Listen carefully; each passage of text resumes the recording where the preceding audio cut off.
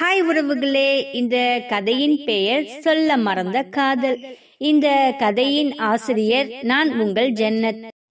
சந்தோஷ் சொன்ன ஒவ்வொரு வார்த்தையும் அலமேலு மனதில் என்னமோ போல்தான் இருந்தது. சந்தோஷ் நம்மிடம் என்ன கேட்கப் போகிறான், இவர்களுக்கு என்ன உண்மை தெரிந்தது என்று அவள் எதுவும் புரியாமல் அப்படியே அமர்ந்திருந்தாள். இவன் போன் பேசி முடித்து ஹாலுக்கு வந்த பிறகு சந்தோஷை பார்த்து, சந்தோஷ், ஏதோ பேச வாயெடுத்த, உனக்கு போன் வந்துருச்சு, என்னன்னா அதை ஃபர்ஸ்ட் சொல்லு. எனக்கு நீ பாதிலேயே விட்டுட்டு போனதுல இருந்து அதை கேட்காம எனக்கு பைத்தியம் பிடிச்ச மாதிரி இருக்கு என்று அலமேலு கேட்கவும், உங்களுக்கே அது கேட்கணும்னு பைத்தியம் பிடிச்ச மாதிரி இருக்குது, அப்ப நீங்க பண்ண வேலையெல்லாம் நாங்க தெரிஞ்சதுக்கு அப்புறமா எங்களுக்கு எப்படி இருந்திருக்குமா, சொல்லுங்க பார்க்கலாம் என்று சந்தோஷ் சொல்லவும், டேய் நீ என்ன சொல்ல வர, ஃபர்ஸ்ட் அதை சொல்லு என்று அலமேலு கேட்கவும், அம்மா ஏன் உங்களுக்கு பிரகாஷ் அண்ணா மேலேயும் அனு அணி மேலேயும் உங்களுக்கு இவ்வளோ வன்மம் என்று அவன் கேட்கவும், என்னது வன்மமா, என்னடா வன்மம், நான் என்ன பண்ணனேன் என்று அலமேலு கேட்கவும், என்னம்மா நீங்க பண்ணல, 1-2 நீங்க செஞ்சிருக்கீங்க, எவ்வளவோ செஞ்சிருக்கீங்க என்று சந்தோஷ் அம்மாவிடம் கேட்கவும், டேய் நான் என்ன பண்ணேன், நான் என்னடா செஞ்சேன் என்று அலமேலு கேட்கவும், அம்மா உங்களுக்கு அண்ணன் என்னம்மா செய்யல, நீங்க சித்தின்னு கூட அவர் நினைக்காம உங்களுக்கு எல்லா விதத்திலும் அவர் ஹெல்ப் பண்ணி இருக்காரு. எங்களை சித்தி பசங்கன்னு பார்த்து எங்களை படிக்க வச்சாரு. அவர் இல்லாட்டினா நாங்க அமெரிக்காலெல்லாம் போய் படிச்சிருக்க முடியுமா, சொல்லுங்க பார்க்கலாம். அப்பா வாங்கியிருக்கிற சம்பளத்துக்கு நாங்க இங்க இருக்கிற ஒரு பிரைவேட் ஸ்கூல்ல கூட எங்களால படிச்சிருக்க முடியாது. அண்ணனா இருக்க போய் என்னையும் தங்கச்சியும் அமெரிக்கால போய் படிக்க வச்சு எங்களுக்கு இப்போ ஒரு வேலையும் செஞ்சு கொடுக்கறதுக்கு அவர் எவ்வளவு பாடுபட்டு இருக்காரு. அப்படிப்பட்டவரை போய் நீங்க ஏன் விரோதமா நினைச்சு அவர்கிட்ட இவ்வளோ மோசமா நீங்க நடந்துக்கிறீங்க என்று சந்தோஷ் கேட்கவும், அவளுக்கு ஒன்றும் புரியாமல் அப்படியே பார்த்து கொண்டிருந்தாள். நான் என்ன பண்ணேன் என்று திரும்பவும் அவள் கேள்வி கேட்கவும், அது எப்படிமா, எல்லாத்தையும் செஞ்சுட்டு எனக்கு எதுவுமே செய்யாத மாதிரி என்கிட்ட நீங்க மூஞ்ச வச்சிட்டு இருக்கீங்க என்று சந்தோஷ் கேட்கவும், சந்தோஷ் நீ ரொம்ப ஓவரா பேசுற, என்னங்கிற விஷயத்த கொஞ்சம் தெளிவா சொல்லிட்டு அதுக்கப்புறமா என்னை கேள்வி கேட்கறியா என்று அலமேலு கேட்கவும், கேட்கிறேம்மா கேட்கிறேன், அதுக்கு தானே இன்னைக்கு நான் சீக்கிரமா வந்தேன். ஏமா அண்ணன் பணத்து மேல உங்களுக்கு என்ன அவ்வளோ ஒரு தீராத ஆசை, பணம் என்ற எண்ணமா, உலகமே வாங்குற அளவுக்கு உங்களுக்கு ஆசையா, அந்த பணம் இருந்துச்சுன்னா உங்களுக்கு எல்லாமே வந்துருமா, உங்களுக்கு ஒரு நினைப்பா என்று சந்தோஷ் கேட்கவும், நான் ஏண்டா அவன் பணத்து மேல ஆசைப்பட போறேன், ஏண்டா லூசு மாதிரி பேசுற என்று அலமேலு கேட்கவும், ஓ நான் லூசு மாதிரி பேசுறேனா, அப்ப எதுக்குமா நீங்க காயத்ரி அங்க வேகு பார்க்க வச்சிருக்கீங்க என்று சந்தோஷ் கேட்கவும், அவனுக்கு ஒன்றும் புரியாமல், என்னது காயத்ரியை வேகு பார்க்க வச்சிருக்கேனா என்று அவள் கேட்டாள். ஆமா, எங்களுக்கும் அண்ணனுக்கும் எல்லா உண்மையும் தெரியும், நீங்க என்னெல்லாம் காயத்ரியை வச்சு பண்ணனீங்க, இப்ப என்ன பண்ணலான்னு சொல்லி யோசிச்சுட்டு இருக்கீங்க, இதுக்கு காயத்ரி ஈடு கொடுக்காமல் போறதுக்கு அவங்கள நீங்க என்ன சொன்னீங்க அப்படிங்கிற விஷயம் வரைக்கும் எனக்கு எல்லாமே தெரியும் என்று சந்தோஷ் கேட்கவும், அவனிடம் இவள் என்ன சொல்வதென்று தெரியாமல் அப்படியே தலையை குனிந்து இருந்தாள். என்னம்மா இவ்வளோ நேரம் தைரியமா பேசிட்டு இருந்தீங்க, இப்ப என்ன நீங்க தலையை குனிஞ்சிருக்கீங்க, ஏமா எங்களையெல்லாம் பாக்குறதுக்கு உங்களுக்கு அசிங்கமா இருக்கா என்று சந்தோஷ் கேட்கவும், நீங்க அசிங்கப்படக்கூடாதுமா, நாங்க உங்க வயிற்றுல பிறந்தோம் பாத்தீங்களா, நாங்க தான் அசிங்கப்படணும்.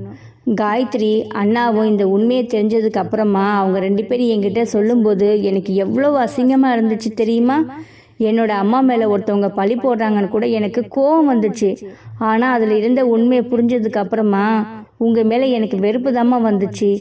ஆனாலும் உங்களை வெறுத்து ஒதுக்க முடியல, ஏன் தெரியுமா, நீங்க என்னை பெத்துட்டீங்க அம்மா, அந்த ஒரே காரணத்துக்காக தான் நான் இவ்வளோ தூரம் பேசி உங்ககிட்ட பேசிட்டு இருக்கேன் என்று சந்தோஷ் சொல்லவும், சந்தோஷ் என்னடா இப்படியெல்லாம் பேசுற என்று அலமேலு சொல்லவும், அம்மா இன்னும் சொல்லட்டுமா, எனக்கு அப்பாக்கு கீர்த்திக்கு எல்லாத்துக்குமே இந்த உண்மை தெரியும்.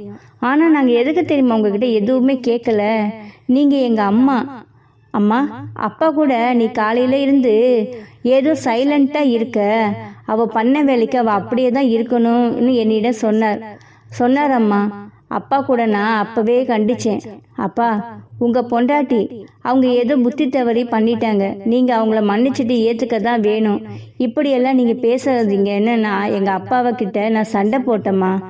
யாருக்காக? உங்களுக்காக. நீங்க திருந்திட மாட்டீங்களா? எங்க அம்மா எல்லார் மாதிரி நல்லவங்கள மாற மாட்டாங்களா அப்படிங்கிற ஆசையில தான் நான் அப்பா கிட்ட காலையில அப்படி சொன்னேன். இப்ப கூட நான் உங்ககிட்ட பேச போறேன்னு சொன்னப்ப கூட அப்பா வேணான்னு தாம்மா சொன்னாரு. ஆனா இப்படியே விட்டா நீங்க எந்த எல்லைக்கும் போவீங்கிற மாதிரி எனக்கு தோணுச்சு. அதனால தான் நான் இப்ப உங்ககிட்ட பேச வந்தேம்மா. பணம் காசு இன்னைக்கு வருமா, நாளைக்கு போகும். ஆனா உறவுக்காரங்க தாம்மா என்னைக்குமே நிலைச்சு நிற்கும். பிரகாசனை யாருமா? நம்ம அண்ணா தானே. அவர் நம்மளுக்கு எவ்வளோ பண்ணியிருக்காரு. ஏமா நீங்க அவருக்கு கெடுதல் நினைக்கணும்னு பாக்குறீங்க? அண்ணி எவ்வளோ தங்கமானவங்க தெரியுமா? உங்களை பத்தி அவங்களுக்கு தெரிஞ்சதுக்கு அப்புறமும் என்கிட்ட சொன்ன ஒரே வார்த்தை, சந்தோஷ், அம்மா ஏதோ என் மேல உள்ள கோவத்துல தான் இந்த மாதிரி பண்ணிட்டு இருக்காங்க. அதுக்கு நீ போய் அம்மா கிட்ட எதுவும் போய் கடுமையா கேட்டுறாத. அவங்க பாவம். அதுக்கப்புறமா தன் பிள்ளை இப்படி பேசிட்டானேன்னு சொல்லிட்டு அவங்க ரொம்ப ஃபீல் பண்ணுவாங்க. எனக்கு நம்பிக்கை இருக்கு சந்தோஷ். அத்தை சீக்கிரமா என்னை ஏத்துப்பாங்க நம்பிக்கை எனக்கு இருக்கு. அது வரைக்கும் நான் காத்துக்கிட்டு இருக்கேன் என்று அண்ணி சொன்னாங்க தெரியுமா? அவங்க நம்ம மேல ரொம்ப மதிப்பு மரியாதையும் வச்சிருக்காங்கம்மா. உங்க மேல அளவுக்கு அதிகமாகவே வச்சிருக்காங்க. அந்த மதிப்பு மரியாதையை நீங்க காப்பாத்திக்கங்கம்மா. இந்த குடும்பத்துக்கு ஒரு பெரிய மனுஷியா நீங்க நடந்துக்கோங்க. நாங்க சின்னவங்க எல்லோரும் சேர்ந்து உங்களுக்கு புத்தி சொல்ற மாதிரி நீங்க பண்ணிக்காதீங்க என்று தன் அம்மாவை நல்லவளாக ஆக்குவதற்கு சந்தோஷ் படிப்படியாக அம்மாவிடம் பேசிக்கொண்டே இருந்தான். ஒரு கட்டத்தில் அலமேலு அப்படியே அமைதியாக இருந்து ஓ என்று அழ ஆரம்பித்தாள். சந்தோஷ், என்னை மன்னிச்சிருப்பா. நீ இவ்வளோ தூரம் மன உடைஞ்சி பேசுவ என்று நான் நினைச்சு கூட பார்க்கலப்பா. இனிமேல் இந்த தப்பை நான் என்னைக்குமே பண்ண மாட்டேன். ஏதோ பணத்தை பார்த்த புத்தி மாதிரி போயிடுச்சு. நான் பிரகாஷுக்கும் அணுவுக்கும் தப்பு பண்ணணும்னு நினைச்சிட்டேன்ப்பா. இனிமேல் இந்த மாதிரி பண்ண மாட்டேன்ப்பா என்று அலமேலு சொல்லவும், அம்மா, இது நீங்க உண்மையாக தான் சொல்றீங்களா? நாங்கள் நம்பலாமா என்று சந்தோஷ் கேட்கவும், பா, உன் மேலே சத்தியமாக சொல்கிறேன்டா, அம்மா திருந்திட்டேன்டா. இவ்வளோ தூரம் நீ அம்மாவுக்காக ஃபீல் பண்ணி பேசுகிறப்ப எந்த ஒரு பெற்ற தாயாக இருந்தாலும் அதை பார்த்துட்டு இருக்கிற மாதிரி இருக்கிறவன் நான் கிடையாதுடா. உங்கள் 2 பேர் மேலேயும் நான் உயிரே வச்சிருக்கேன். என் பிள்ளைங்களுக்கே இது மேலே இஷ்டம் இல்லை என்கிறப்ப நான் ஏன்டா இந்த மாதிரி எல்லாம் பண்ணணும்னு சொல்லு பார்க்கலாம் என்று அலமேலு சொல்லவும், கரெக்ட்மா, இதுதான் காயத்ரி சொன்னாங்க. அவங்க இந்த உண்மையெல்லாம் சொன்னப்ப நான் நேற்று மனம் உடைந்து பேசினப்ப அவங்க என்கிட்ட சொன்ன வார்த்தை என்ன தெரியுமா? உங்களுக்கு இந்த பணத்து மேலே ஆசை இல்லை அப்படின்னு நீங்கள் மேம் கிட்ட சொன்னீங்கன்னா அடுத்த நிமிஷமே மேம் இந்த விஷயத்தை விட்டுட்டு அவங்க நல்ல மனுஷியாக மாறிடுவாங்க. சந்தோஷ், நீங்கள் வேணா பாருங்க என்று காயத்ரி நேத்தே சொன்னாங்க. அவங்க வாய்க்கு சக்கரை தான் போடணும். அதே மாதிரி நீங்களும் மாறிட்டீங்க. இப்போதான் எனக்கு ரொம்ப சந்தோஷமா இருக்கு என்று அம்மாவை கட்டிப்பிடித்து அவனும் அழுது கொண்டே சொன்னான். சந்தோஷ், இங்கே பாருப்பா, நீ அழாத. வயசு பையன் இப்படி அழலாமா? நீ உன்னுடைய ஆஃபீஸை நல்லபடியாக ரன் பண்ணு. அதில் நீ சம்பாதிச்சு கொடுக்குற காசு எனக்கு போதும்பா. இனிமே உங்கள் அம்மா எந்த ஒரு தப்பான விஷயத்துக்குமே போக மாட்டேன். இது உன் மேலே சத்தியம்பா என்று அம்மா சொல்லவும், கீர்த்தியும் சந்தோஷ் அப்பாவும் கைகளை தட்டி கொண்டே உள்ளே வந்தார்கள். அப்பொழுது அலமேலுவை பார்த்ததுமே, என்ன அலமேலு, நாங்கள் வெளியில் போனோன்னு நினச்சியா? நாங்கள் வெளியிலலாம் போகலை. சந்தோஷ் உங்ககிட்ட பேசணும்னு சொல்லிட்டு தான் நாங்கள் வெளியில் போகிற மாதிரி போயிட்டு நீ பேசுகிற எல்லாத்தையுமே நாங்கள் கேட்டுட்டு இருந்தோம். இப்போ எனக்கு எப்படி தெரியுமா இருக்கு? என் பொண்டாட்டி இப்படி மாறுவான்னு எனக்கு ஒரு புது தெம்பு கொடுத்துருக்க. நான் அதிகமாக சம்பாதிச்சு என் பொண்டாட்டியில் கையில் கொடுக்கணும் எனக்கு ஆசையாக இருக்கு என்று சந்தோஷின் அப்பா சொல்லவும், உடனே கீர்த்தி, அம்மா, நீங்கள் பிரகாசனவை எதிரி மாதிரி பார்க்குறது தான் எனக்கு பிடிக்கல. அதை விட அண்ணி பாவமா, அவங்க இப்போ புள்ள உண்டாயிருக்காங்க. அவங்க நம்ம வீட்டு வாரிசை சுமந்துட்டு இருக்காங்கம்மா. நீங்கள் தானம்மா அவங்களுக்கு நல்லது கெட்டது எல்லாமே பண்ணணும். அந்த பிள்ளையை நீங்கள் தானே பார்க்கணும். நம்ம வீட்டு ஃபேமிலி இல்லையா என்று கீர்த்தி சொல்லவும், நீங்கள் இப்போ மாறினது எனக்கு ரொம்ப சந்தோஷமாக இருக்குமா என்று அவளும் பதிலுக்கு அம்மாவிடம் சொல்லவும், உடனே அலமேலு தன் கணவனிடம் வந்து அவனை கட்டி தழுவி, என்னங்க, என்னை மன்னித்து விடுங்க. இத்தனை நாளாக உங்களை ஒரு புருஷனாக கூடவே நான் மதிக்காமல் இருந்தேன். ஆனால் நீங்கள் என் மேலே இவ்வளோ மதிப்பு மரியாதை வச்சு என்னை நல்லவளாக மாற்றுறதுக்கு நீங்கள் பண்ண ஹெல்ப்பை நான் மறக்கவே மாட்டேன். இப்போ என் கண்ணு ரெண்டுமே நீங்கள் 3 பேருமே திறந்துட்டீங்க. இதுக்கு அப்புறமா நம்ம ஃபேமிலியில் இந்த மாதிரி எந்த பிரச்சனையுமே வராது. இதுக்கு நான் பொறுப்புங்க என்று அலமேலு சொல்லவும், இப்படியே மூவரும் பேசிக்கொண்டே அன்று அவர்கள் வீட்டில் சந்தோஷம் நிலையாக இருந்தது. உடனே அலமேலு, சந்தோஷ், கீர்த்தி, என்னங்க இன்னைக்கு நம்ம குடும்பம் ரொம்ப சந்தோஷமா இருக்கு. இந்த சந்தோஷத்தோட நம்ம குலதெய்வம் கோயிலுக்கு போயிட்டு வந்துடலாம். நீங்க பிரகாஷ் கிட்ட பேசுங்க. பிரகாஷும் அணுவையும் கூட்டிட்டு கூட நம்ம போய் ஒரு பொங்கல் வச்சுட்டு வந்துடலாம். இப்ப எனக்கு நிறைவா இருக்கு. கீர்த்தி சொன்ன மாதிரி அணு நம்ம வீட்டு வாரிசு சுமந்துட்டு இருக்கா. அந்த புள்ள நல்லபடியா பிறக்கணும்னு சொல்லிட்டு அந்த சாமி கிட்ட வேண்டிக்கிட்டு நம்ம ஒரு பொங்கலை வச்சுட்டு வரலாம். நீங்க பிரகாஷ் கிட்ட பேசுங்க. டைம் வேஸ்ட் பண்ண வேணாம். போயிட்டு ஒரு பொங்கலை போட்டுட்டு வந்துடலாம் என்று அலமேலு சொல்லவும், தன் மனைவி இவ்வளோ சீக்கிரம் மனம் மாறியதை நினைத்து சந்தோஷ் அப்பாவிற்கும் சந்தோஷ் கீர்த்திக்கும் மிகவும் சந்தோஷமாக இருந்தது. அம்மா, நீங்கள் ஃபீல் பண்ணாதீங்க. நான் இப்போ நேராக அண்ணா வீட்டுக்கு தான் போயிருக்கணும். நீங்கள் காலையிலேருந்து இப்படியே இருக்கவும் அப்பா சொல்லவும் தான் நான் நேராக இங்கே வந்தேன். இப்போ நான் அண்ணாவை பார்க்க தான் போகிறேன். நான் பார்த்துட்டு அண்ணா கிட்ட எல்லா விஷயத்தையும் பேசிட்டு நம்ம கோயிலுக்கு போக வேண்டிய ஏற்பாடை நான் பார்த்துக்கிறேன் என்று சந்தோஷ் சொல்லவும், சரி என்று சொல்லிவிட்டு சந்தோஷ் பிரகாஷை பார்ப்பதற்கு அங்கு சென்றான். போற வழியில் காயத்ரியை அழைத்து கொண்டு அவன் செல்வதற்கு தயாராகவும் இருந்தான். அங்கு காயத்ரி ஹாஸ்டல் வாசலில் சந்தோஷ் போய் நிற்கவும், என்ன சந்தோஷ், ஒரு 2 ஹவர்ஸ்க்கு முன்னாடி தானே போனீங்க, அதுக்குள்ளாட்டி என்ன என்று கேட்கவும், இன்னைக்கு போன விஷயத்தை பற்றி நம்ம பிரகாஷ் அண்ணா கிட்ட பேசணும்னு சொன்னல, அதை சுத்தமாக மறந்துட்டோம். அதனால போய் பேசிட்டு வந்துடலாம் இருக்கேன். அதுக்கு முன்னாடி உங்ககிட்ட ஒரு முக்கியமான விஷயம் சொல்லணும், வா என்று அவளை வண்டியில் அழைத்து கொண்டு அவன் போய் கொண்டிருந்தான். என்ன சந்தோஷ், என்ன முக்கியமான விஷயம் என்று கேட்கவும், காயத்ரி, இன்னைக்கு நான் அம்மா கிட்ட எல்லா விஷயத்தையும் பேசிட்டேன். அம்மாவும் மனம் உடைந்து அழுது எங்கள் எல்லார்கிட்டையும் மன்னிப்பு கேட்டாங்க.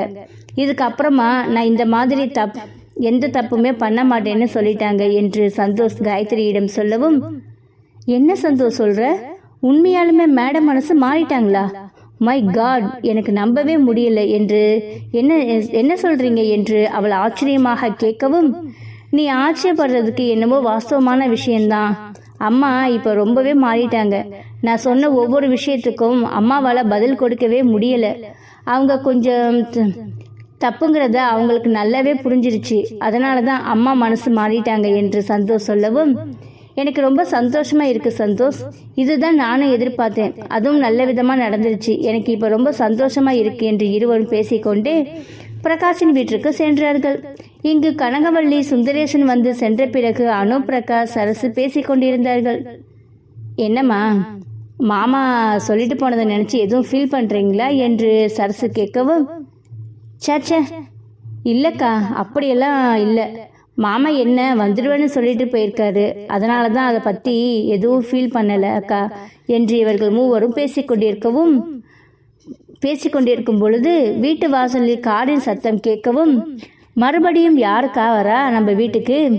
இன்னைக்கு என்ன விருந்தாளிகள் வாரம் அப்படிங்கிற மாதிரி லைனாக வந்துகிட்டே இருக்காங்க என்று சொல்லி கொண்டிருக்கும் பொழுது சந்தோஷ் காயத்ரியை பார்க்கவும், ஓ சந்தோஷ் வராரு என்று அனு சொன்னாள்.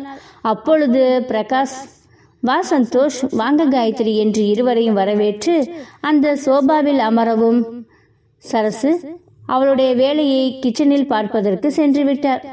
அப்பொழுது பிரகாஷ் சந்தோஷை பார்த்து, சந்தோஷ், உன்னுடைய ஆஃபீஸ் சைட் எல்லாம் எப்படி போயிட்டுருக்கு, நல்லபடியாக போயிட்டுருக்கா என்று அவன் கேட்கவும், ஆனால் எனக்கு தொழில் கற்றுக் கொடுத்தது யாரு? எங்கள் பிரகாஷ் அண்ணா வச்சே. அப்போ அந்த பிஸ்னஸ் நல்லா தானே இருக்கும் என்று அவன் சொல்லவும், அவன் சிரித்து கொண்டே அது சரி என்று பிரகாஷ் சொன்னான். அப்புறம் என்ன, இன்னைக்கு நாங்கள் சைட்டை பார்க்க போனோம் இல்லையா, அந்த சைட் இடத்தை பற்றி உங்ககிட்ட பேசலான்னு வந்தோம் என்று மூவரும் அந்த இடத்தை பற்றி பேசி முடித்த பிறகு, என்ன காயத்ரி, உங்களுக்கு இந்த ஒர்க்கு எப்படி இருக்கு என்று அவன் கேட்கவும், சார் எனக்கு ஓகே தான் சார், எல்லாம் நல்ல விதமாக தான் போயிட்டுருக்கு என்று காயத்ரி சொல்லவும், உடனே சந்தோஷ் பிரகாஷிடம், அண்ணா நீங்கள் நல்ல வேலை, நீங்கள் காயத்ரிக்கு எனக்கு பிஏவாக அப்பாயின்மெண்ட் பண்ணீங்க. இவங்க மட்டும் இல்லைன்னா எனக்கு பல விஷயங்கள் தெரியாமலே போயிருக்கும் என்று சந்தோஷ் சொல்லவும், என்னடா சொல்கிற என்று பிரகாஷ் கேட்டான்.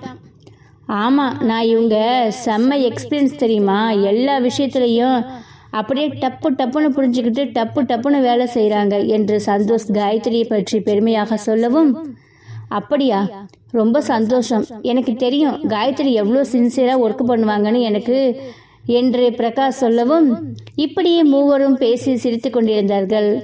பிறகு, அண்ணா உங்ககிட்ட ஒரு முக்கியமான விஷயம் பேசணும் என்று அவன் சொல்லவும், என்னடா முக்கியமான விஷயம் என்று பிரகாஷ் கேட்கவும், அண்ணா அம்மா நாளைக்கு குலதெய்வம் கோயிலுக்கு போகணும்னு பொங்கல் வச்சுட்டு வரணும்னு அண்ணி மாசமாக இருக்கிறதுனால இப்போவே குழந்தை பிறக்கிறதுக்கு முன்னாடி போயிட்டு வந்துடலான்னு உங்ககிட்ட எப்போ போகலாம் என்று டைமிங்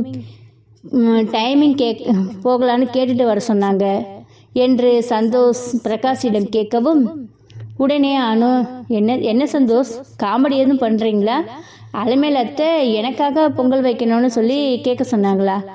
நம்புற மாதிரி இல்லையே என்று கேட்கவும், அண்ணி நீங்கள் கேட்குற விஷயம் 100% உண்மையான விஷயந்தான் அண்ணி. இன்னொரு விஷயம் உங்களுக்கு தெரியுமா?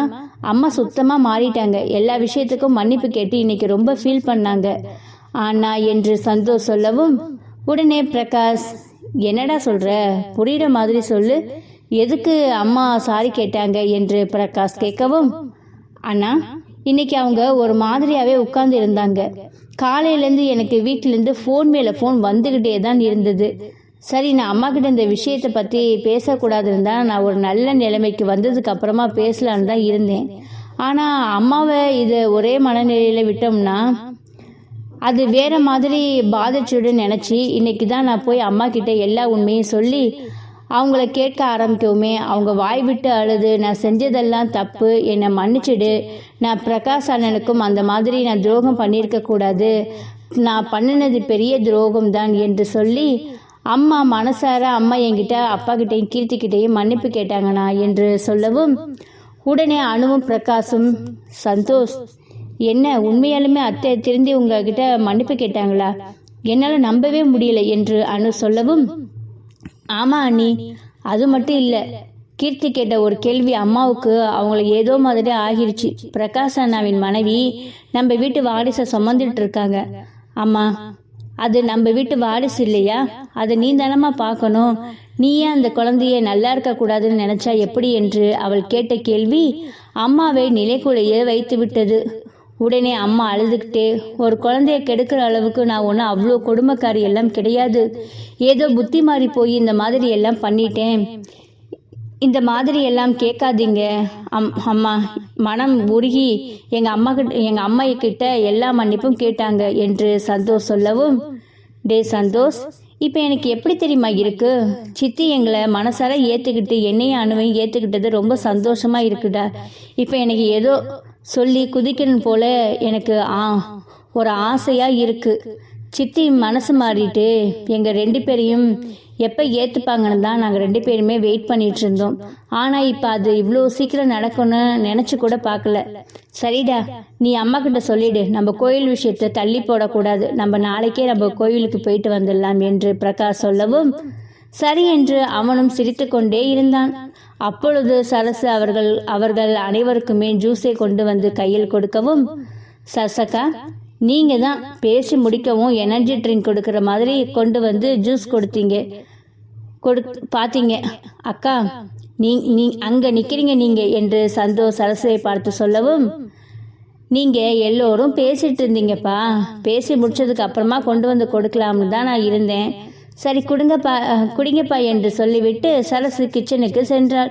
இங்கே பிரகாஷ், சரி சந்தோஷ், அப்போ நாளைக்கு நம்ம எல்லோரும் கோயிலுக்கு போகலாம், மற்ற வேலையெல்லாம் நீயே அரேஞ்ச் பண்ணிடு. காயத்ரி, நீங்களும் எங்கள் கூட கோயிலுக்கு வாங்க என்று பிரகாஷ் சொல்லவும், கண்டிப்பாக சார், கண்டிப்பாக வரேன் என்று சொல்லிவிட்டு அவர்கள் இருவரும் அங்கிருந்து கிளம்புவதற்கு தயாரானார்கள்.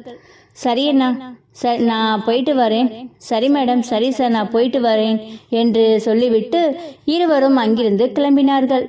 கிளம்பி பாதி வழியில் போய்கொண்டிருக்கும் பொழுது, காயத்ரி, நீங்கள் நாளைக்கு காலையில் கிளம்பிடுங்க, நான் ஒவ்வொருத்தவங்களா பிக்கப் பண்ணிவிட்டு உங்களை நான் வந்து பிக்கப் பண்ணிக்கிறேன் என்று சொல்லவும், சரி சந்தோஷ், நாளைக்கு நான் கோயிலுக்கு போகிறதுக்கு நான் ரெடியாக இருக்கேன், நீங்களும் எத்தனை மணி என்கின்றதை எனக்கு ஒரு மெசேஜ் போட்டுருங்க, நான் அந்த டைம் ரெடியாக கிளம்பி இருக்கிறேன். எனக்கு இப்போ மனசு ரொம்ப சந்தோஷமாக இருக்குது.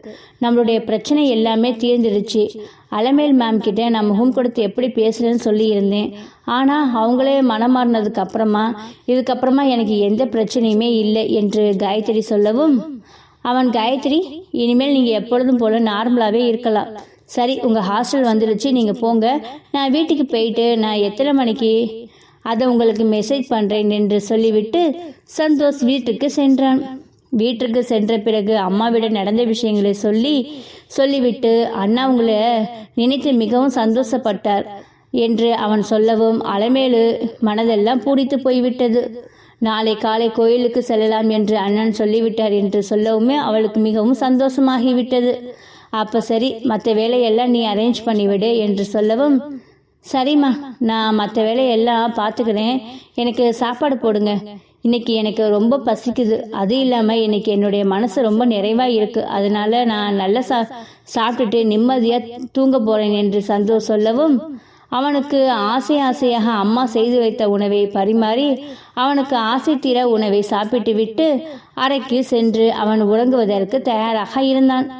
இங்கு காயத்ரி சந்தோஷை நினைத்து அலமேலு திருந்தியதை நினைத்தும் அவன் சொன்ன வார்த்தைகள், நாளை உங்களிடம் ஒரு விஷயம் சொல்ல போகிறேன் என்று சொன்ன வார்த்தை அவளுக்கு என்னென்னமோ பண்ணிக்கொண்டு அவளும் அப்படியே உறங்குவதற்கு தயாராகி கொண்டிருந்தாள்.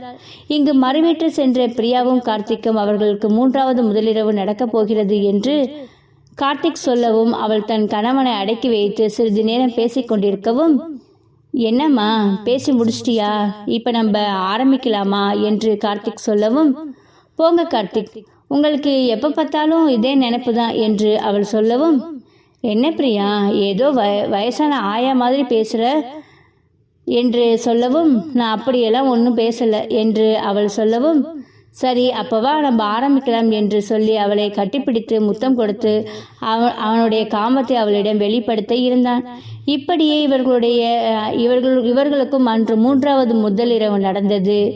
இங்கு கனகவல்லியும் சுந்தரேசனும் கார்த்திக் பிரியாவும் அவர்களுடைய அம்மா வீட்டிற்கு சென்ற பிறகு இவர்கள் இருவரும் அவர்கள் ஊருக்கு செல்வதாக வேலைகளை அவர்கள் ஆயத்தமானார்கள். அவர்கள் டிக்கெட் புக் பண்ணுவது என்று இவர்கள் லக்கேஜை சரி செய்வது என்று இவர்களுடைய பொழுது அன்று சென்றது. இரவு உணவை சாப்பிட்டுவிட்டு இருவரும் அறைக்கு சென்று படுத்துக்கொண்டு, என்னங்க நம்ம இன்னும் 2 நாளில் ஊருக்கு கிளம்புவோம் இல்லையா என்று கனகவல்லி கேட்க, ஆமாம் கனகா, ஏன் உனக்கு இவ்வளோ பெரிய சந்தேகம் என்று சுந்தரேசன் கேட்க, இல்லை பிள்ளைங்க நாளைக்கு 4 மணிக்கு வந்துடுவாங்க, எனக்கு ஊரில் கொஞ்சம் வேலை இருக்குது, எல்லாத்தையுமே போட்டபடி அப்படியே போட்டுட்டு வந்துட்டேன், இனிமே போய் அதெல்லாம் அரேஞ்ச் பண்ணணும் என்று கனகா சொல்லவும், கனகா இனிமேல் இந்த வேலையெல்லாம் நீ இழுத்து போட்டு செய்கிற வேலையை வச்சுக்காத, நான் அங்கே வேலைக்கு 2-3 ஆட்களை பேசியிருக்கேன், அவங்க வந்து வீட்டில் எல்லாம் க்ளீன் பண்ணி தருவாங்க, நீ கிச்சனில் சமைக்கிற வேலையை மட்டும் பார்த்துக்கோ, மற்ற வேலையெல்லாம் அவங்க பார்த்துக்க இருக்காங்க, நீ சின்ன பொண்ணு கிடையாது, வயசாகுது, உனக்கு பிபி சுகர்னு சொல்லிட்டு 1008 விஷயம் இருக்குது, அதையெல்லாம் விட்டுட்டு நீ பாட்டுக்கு உன் உடம்பை பார்க்காம வேலைன்னு இருக்காது, உன்னால சமைக்க முடிஞ்சா செய், இல்லைன்னா அதுக்கும் நம்ம ஆளு வச்சுக்கலாம், சரியா என்று சுந்தரேசன் சொல்லவும், என்னங்க என் மேல உங்களுக்கு இவ்வளோ பாசமா என்று கனகா கேட்கவும், என்ன கனகா இப்படியெல்லாம் கேட்குற, நீ என்னுடைய மனைவி, உன் மேல பாசம் இல்லாம இருக்குமா என்று சுந்தரேசனும் கனகவல்லியும் அவர்களுடைய தாம்பத்திய வாழ்க்கையை பற்றி பேசிக்கொண்டு அன்று இரவு உறங்கினார்கள். இங்கு பிரகாஷ் அனுவும் இரவு உணவை சாப்பிட்டு விட்டு அறைக்கு வந்த பிறகு இன்று சந்தோஷ் சொல்லி சென்ற அனைத்து விஷயங்களையும் பற்றியும் அவர்கள் பேசிக்கொண்டிருந்தார்கள். பிரகாஷ், எனக்கு இப்போ ரொம்ப சந்தோஷமா இருக்கு, அலமேலு மேடம் மனசு மாறுவாங்கன்னு எதிர்பார்க்கவே இல்லை, இவ்வளோ சீக்கிரம் அவங்க என்னை மருமகளை ஏற்றுப்பாங்கன்னு நான் நினச்சி கூட பார்க்கவே இல்லை என்று அனு சொல்லவும், எனக்கும் எங்கள் சித்தி திருந்தி ரொம்ப சந்தோஷம்தான், இந்த சந்தோஷம் நம்ம குடும்பத்துக்கு எப்பவுமே இருக்கணும் என்று பிரகாஷ் சொல்லவும், கண்டிப்பாங்க, இந்த வீட்டில் சந்தோஷம் எப்பவுமே நிலைத்திருக்கும், என்னாலேயோ இல்லை என் குடும்பத்தினாலேயோ எந்த ஒரு பிரச்சனையும் வராமல் பார்த்து கொள்வது அது என்னோட பொறுப்பு என்று அனு சொல்லவும், I love you so much Anu என்று அவளை கட்டி பிடித்து அவனுடைய காதலை அவள் வெளிப்படுத்தி கொண்டிருந்தான். இப்படியே அன்று அனுவும் பிரகாசும் தன்னுடைய சித்தி மனசு மாறியதை நினைத்தும் இனி தன்னுடைய குடும்பம் எந்த ஒரு பிரச்சனைக்கும் போகாமல் இப்படியே சந்தோஷமாக இருக்கும் என்று நினைத்து அன்று அவர்கள் நிம்மதியாக உறங்குவதற்கு தயாரானார்கள். இங்கு அடுத்த நாள் காலை பொழுது விடிந்ததுமே பிரியாவும் கார்த்திக்கும் எழுந்து பிரியா முதலில் ரெஃப்ரெஷ் ஆகலாம் என்று பாத்ரூம் சென்று முகம் கழுவி விட்டு வெளியே வந்து அம்மா கொடுத்த காப்பியை கார்த்திக்கும் கொடுத்து விட்டு தானும் குடித்து கொண்டிருந்தார். இவர்கள் இருவரும் காப்பியை குடித்து முடித்து பிறகு, சரி கார்த்திக், நான் போய் குளிச்சுட்டு வந்துடுறேன், நீங்க அதுக்கப்புறமா போய் குளிங்க என்று சொல்லவும், இல்ல நானும் இன்னைக்கு உன் கூட தான் குளிக்க வருவேன் என்று கார்த்திக் சொல்லவும், எனக்கு நீங்க என்னோட குளிக்க வரீங்களா? அச்சச்சோ வேணாங்க, நான் மட்டும் போய் குளிச்சுட்டு வரேன், எதுக்கு நம்ம தேவையில்லாத வேலையெல்லாம் என்று சொல்லவும், முடியாது, இன்னைக்கு நான் என்னோட மனைவியோட தான் குளிக்கணும் முடிவு பண்ணிட்டேன், அதனால நான் உன் கூட தான் இன்னைக்கு குளிப்பேன் என்று சொல்லவும், என்னங்க அப்பப்ப சின்ன பிள்ளை மாதிரி நீங்க அடம் பிடிக்கிறீங்க என்று சொல்லவும், இல்ல நான் உன் கூட தான் குளிப்பேன் என்று சொல்லி அவன் ஒரே பிடிவாதமாக இருக்கவும் அவளுக்கு என்ன சொல்வதென்று தெரியாமல் அவள் முழித்து கொண்டிருந்தாள். பிறகு டைமிங் பார்க்கும்போது டைம் ஓடிக்கொண்டிருக்கவும், இதுக்கு மேலே இவர்கிட்ட பேசிட்டு இருந்தா டைம் ஆகுது, சரி குளிக்க தானே கூப்பிடுறாரு, என் கூட வந்து குளிங்க என்று அவள் சொல்லவும், இவனும் அவனுடைய டவலை எடுத்துக்கொண்டு ஆசையாக பிரியாவும் கார்த்திக்கும் பாத்ரூமுக்கு சென்று அவர்களுடைய உடையை ரிமூவ் செய்து குளிப்பதற்கு தயாரானார்கள். அப்பொழுது கார்த்திக் அவனுடைய குறும்பு சேட்டையை அங்கேயே காண்பிக்க ஆரம்பித்தான். என்ன பிரியா, உடனே வந்ததுமே குளிக்க போறேன் என்று சொல்லவும், பின்ன குளிக்காம இங்க என்ன குடும்பமா நடத்துவாங்க என்று சொல்லவும், நடத்தலாமே, குடும்பம் கூட இங்கேயே நடத்தலாம் என்று கார்த்திக் சொல்லவும், எப்படி குடும்பம் நடத்துவீங்க என்று அவள் கேட்கவும், உடனே அவளை கட்டிப்பிடித்து அவன் இப்படிதான் குடும்பம் நடத்தணும் என்று சொல்லவும், என்னங்க இப்படி பாத்ரூம்குள்ள வந்து என்னை கட்டி பிடிச்சிட்டு இருக்கீங்க என்று பிரியா கேட்கவும், ஐயோ பிரியா, நான் எத்தனை வாட்டி சொல்றது, நம்மளுக்கு கல்யாணமாகி 3 நாள் தாண்டி ஆகுது, இப்ப இந்த மாதிரி எல்லாம் நம்ம என்ஜாய் பண்ணணும், அப்புறமா நம்மளுக்கு ஒரு குழந்தை குட்டின்னு வந்ததுக்கு அப்புறமா நீ ஏன் ஆசைப்பட்டு என்கிட்ட கேட்டா கூட நம்மளால இப்படி எல்லாம் இருக்கவே முடியாது என்று அவன் சொல்லவும், உடனே அவள் யோசித்து, அப்படியா என்று அவள் கேட்டாள். ஆமா, இப்ப நான் என்ன பண்ணணும் என்று பிரியா கேட்கவும், அவளை தன் மார்போடு அணைத்து கொண்டு அவளுடைய இரு மார்பையும் அப்படியே தடவி கொண்டே இருந்தான். இப்படியே தடவிக்கொண்டே அவன் தன் வலையில் விழ வைப்பதற்கு அவளுடைய இதழை அவன் ருசி பார்க்க ஆரம்பித்தான். அவளுடைய இதழை ருசி பார்த்து அவனுடைய இதழை உறிஞ்சி எடுக்கவும் அவளுக்கு என்னமோ போல ஆகிவிட்டது. உடனே அவளும் பதிலுக்கு அவனுடைய உதடை கவ்விக்கொண்டு இப்படியே சிறிது நேரம் அவர்கள் விளையாடி விட்டு குளித்து முடித்து விட்டு வெளியே வந்தார்கள். என்ன பிரியா, ஓகேவா என்று கேட்கவும், எல்லாம் ஓகே தான், நீங்க சொன்னது தானே, நீங்க சொன்னது சரிதான், நம்ம இந்த வயசுல எல்லாத்தையுமே அனுபவிச்சிடணும், அப்புறமா எதுவுமே அனுபவிக்க முடியாம போயிடும் என்று பிரியா சொல்லவும், குட் கேர்ள், இப்பதான் நீ என் பொண்டாட்டி மாதிரி பேசுற என்று கார்த்திக் சொன்னான். இப்படியே இவர்கள் பேசிவிட்டு அவர்களுடைய விளையாட்டை விளையாடிவிட்டு அவர்கள் கீழே சென்று காலை உணவை சாப்பிட்டு முடிந்த பிறகு, பிரியா, நம்மளுக்கு வீட்லயே இருக்க போர் அடிக்குது, நம்ம எங்கேயாச்சும் வெளியில போயிட்டு வரலாமா என்று கார்த்திக் கேட்கவும், சரி என்று அம்மாவிடம் சொல்லிவிட்டு சந்தோஷமாக இருவரும் வெளியே சென்றார்கள். இங்கு சந்தோஷ் வீட்டில் பிரகாஷ் வீட்டிலும் கோயிலுக்கு செல்வதற்கு ஆயத்தமானார்கள். அவர்கள் அரேஞ்ச் பண்ணிய வண்டியும் அங்கு வந்தது. அனைவரும் காலை எழுந்து குளித்து அழகாக உடைகளை அணிந்து கொண்டு அவர்களை பார்ப்பதற்கு மங்களகரமாக இருந்தது. அனைவரும் வண்டியிலே ஏறி அமர்ந்து அவர்கள் சென்று கொண்டிருந்த பொழுது, அம்மா அம்மா அம்மா இப்ப உங்களுக்கு ஹாப்பியா என்று சந்தோஷ் கேட்கவும், ரொம்ப ஹாப்பி, சரி இப்ப நம்ம நேரா பிரகாஷ் வீட்டுக்கு தானே போறோம் என்று அலமேலு கேட்கவும், இல்லம்மா, நம்ம போற வழியில காயத்ரியையும் நம்ம கூப்பிட்டுட்டு தான் போகணும், அண்ணன் நேத்து அவங்களையும் கோயிலுக்கு வாங்கன்னு சொல்லி இருந்தாரு, அவங்க அங்க ரெடியா இருப்பாங்க, அதனால நம்ம அவங்கள பிக்கப் பண்ணிட்டு நம்ம நேரா பிரகாஷ் அண்ணா வீட்டுக்கு போய் பிரகாஷ் அண்ணாவை கூட்டிக்கிட்டு நம்ம கோயிலுக்கு போக வேண்டியதுதான் என்று சந்தோஷ் சொல்லவும், இவர்கள் பேசிக்கொண்டிருக்கவும் காயத்ரியின் ஹாஸ்டல் வரவும் சரியாக இருந்தது. அங்கே வண்டியை சென்று நிற்கவும் காயத்ரி ரெடியாக வாசலில் நின்று கொண்டிருந்தாள். உடனே அந்த வண்டியில் ஏறிக்கொண்டு அவர்கள் சென்றார்கள். அப்பொழுது அலமேலுவை பார்த்து, மேடம் எப்படி இருக்கீங்க என்று காயத்ரி கேட்கவும், நல்லா இருக்கேன் காயத்ரி, நீ எப்படி இருக்க என்று கேட்கவும், நல்லா இருக்கேன் மேம் என்று சொல்லிவிட்டு அவள் கீர்த்தி அருகில் சென்று அமர்ந்து கொண்டாள்.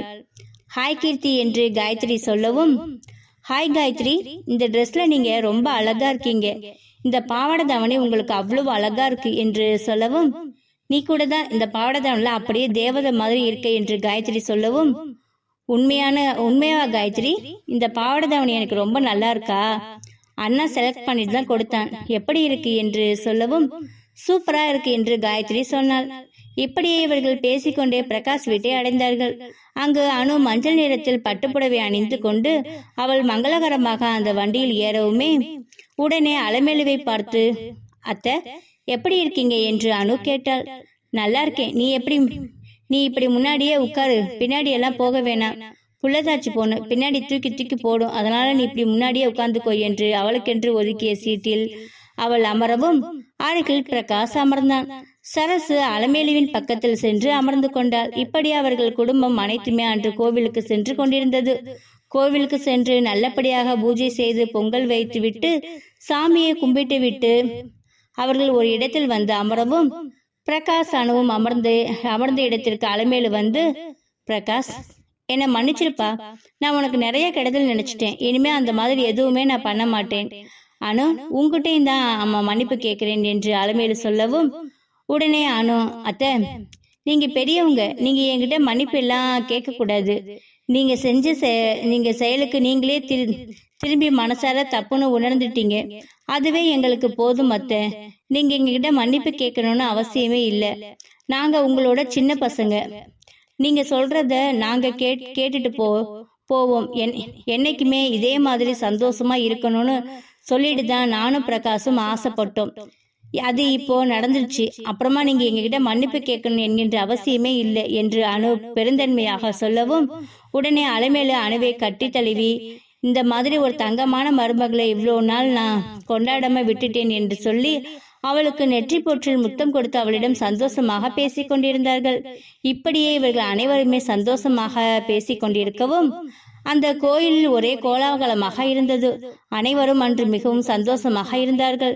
இவர்கள் இங்கு அனைவரும் சந்தோஷமாக இருக்கவும் சந்தோஷம் காயத்ரி ஒரு இடத்தில் நின்று பேசிக் கொண்டிருந்தார்கள்.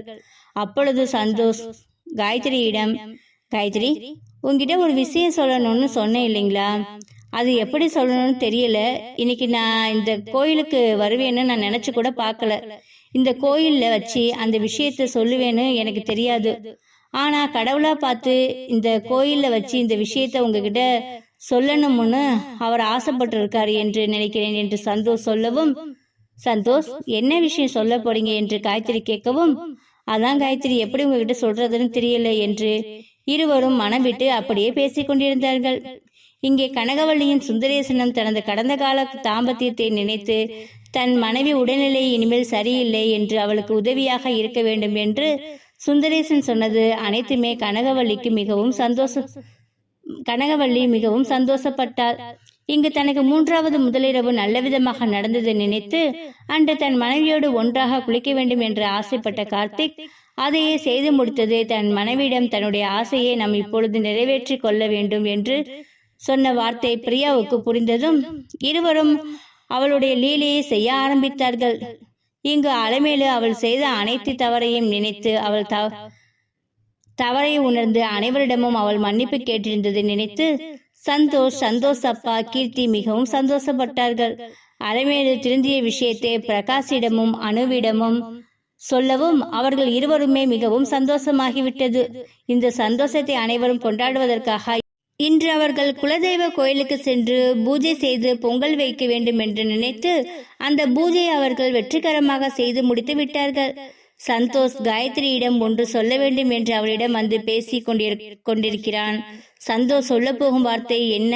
அந்த வார்த்தையை கேட்ட பிறகு காயத்ரி என்ன செய்ய போகிறாள்? இது எல்லாத்தையுமே தெரிஞ்சுக்கணும்னா நம்ம கொஞ்சம் வெயிட் பண்ணி தாங்க ஆகணும். எப்ப தெரியுமா? நெக்ஸ்ட் எபிசோடு வரைக்கும் நம்ம பொறுத்திருந்து பார்க்கலாம். நெக்ஸ்ட் எபிசோட்ல இந்த கதை உங்களுக்கு பிடிச்சிருந்துச்சுன்னா இந்த கதைக்கு ஒரு லைக் அண்ட் ஷேர் கொடுத்துட்டு மறக்காம நம்மளுடைய சேனலை நீங்க சப்ஸ்கிரைப் பண்ணிக்கோங்க. இந்த கதையோட நெக்ஸ்ட் எபிசோட் நாளைக்கு பார்க்கலாம். தேங்க்யூ.